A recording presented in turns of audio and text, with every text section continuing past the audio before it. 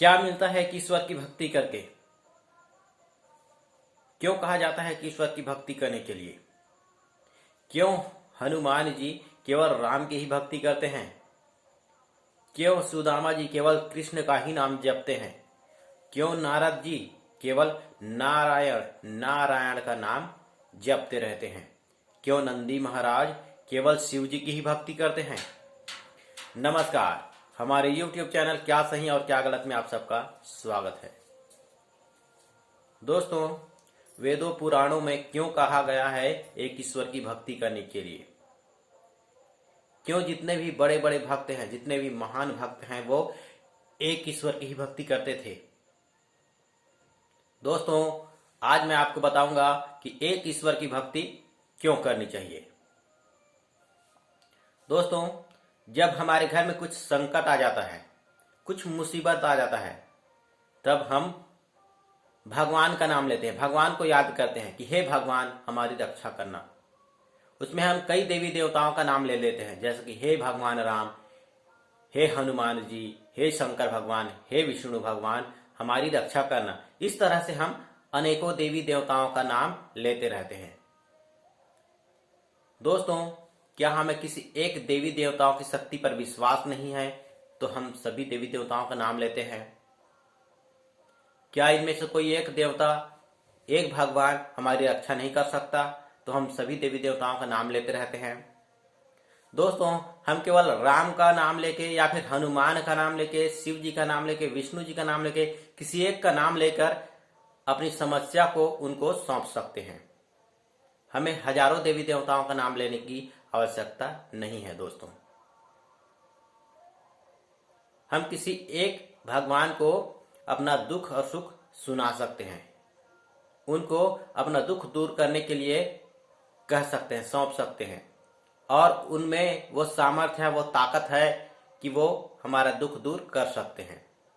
लेकिन फिर भी हम अनेकों देवी देवताओं का नाम लेते हैं। दोस्तों, हम सभी देवी देवताओं का नाम लेते हैं, इसलिए हम लोग का दुख दूर नहीं होता। ऐसा करना गलत है, उचित नहीं है। ऐसा करना उनकी शक्तियों को के ऊपर विश्वास नहीं करना है। दोस्तों, हम किसी एक देवी देवता को ही अपना कार्य सौंपें तो हमारा कार्य अवश्य होगा, अन्यथा नहीं होगा। दोस्तों, आप एक आराध्य के भक्त को देख लेना और कई देवी देवताओं के भक्त को देख लेना, उन दोनों में फर्क होगा।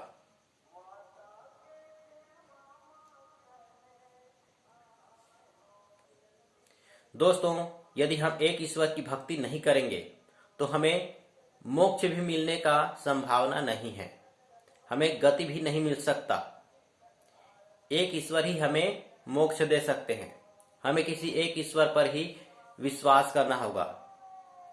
कहने का मतलब यह है, भगवान तो एक ही है लेकिन उनके रूप अनेक है, उनके नाम अनेक है, तो हमें उनके किसी एक नाम को पकड़ के चलना होगा, किसी एक शक्ति को पकड़ के चलना होगा, तब हम गति पा सकते हैं। दोस्तों, अब मैं आपको एक छोटा सा उदाहरण दे रहा हूं। एक बरगद का पेड़ है, समझो, एक बरगद का पेड़ है जिसमें उस बरगद के पेड़ के डगाल से नीचे की ओर जड़ आया होता है। आप देखे होंगे बरगद का पेड़, उसमें जड़ निकला होता है, नीचे की ओर कई जड़ निकले होते हैं। उन सभी जड़ों को एक एक देवी देवता का नाम रख लो, जैसे कि एक का नाम राम रख लेते हैं, दूसरे का हनुमान, तीसरे का शिव जी, विष्णु जी, कृष्ण जी, शनिदेव महाराज, एक एक जड़ का एक एक नाम रख लेते हैं। अब ये सोचो कि हम उस जड़ को, सभी जड़ को एक सांस पकड़ के चढ़ रहे हैं, उस वृक्ष में, बरगद के वृक्ष में चढ़ रहे हैं, तो क्या हम चढ़ पाएंगे? दोस्तों, नहीं चढ़ पाएंगे। लेकिन किसी एक जड़ को पकड़ लें और हम चढ़ने की कोशिश करें तो हम अवश्य चढ़ सकते हैं। हम उस वृक्ष में चढ़ जाएंगे, पहुंच जाएंगे उस वृक्ष में, लेकिन सभी जड़ को पकड़कर चढ़ेंगे तो नहीं चढ़ सकते। दोस्तों, अब एक और छोटा सा उदाहरण दे रहा हूं। हम दिल्ली जा रहे हैं, समझो, दिल्ली जाने के हजारों रास्ते हैं और हम हजारों रास्ते को पकड़कर दिल्ली नहीं जा सकते, लेकिन किसी एक रास्ते को पकड़ लेंगे तो हम दिल्ली अवश्य जा सकते हैं।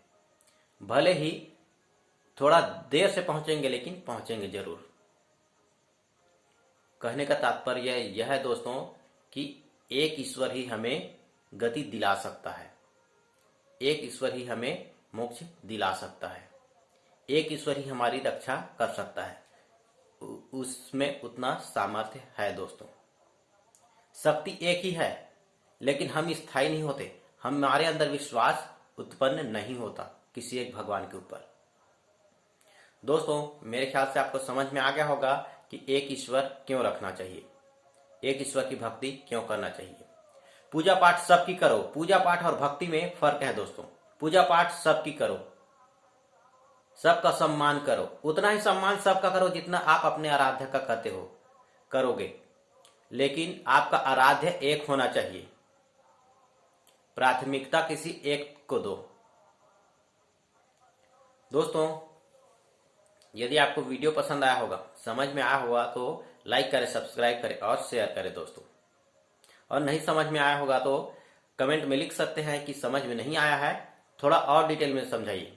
तो मैं एक और वीडियो बनाऊंगा इसी टॉपिक पर और आपको समझाने का प्रयास करूंगा दोस्तों।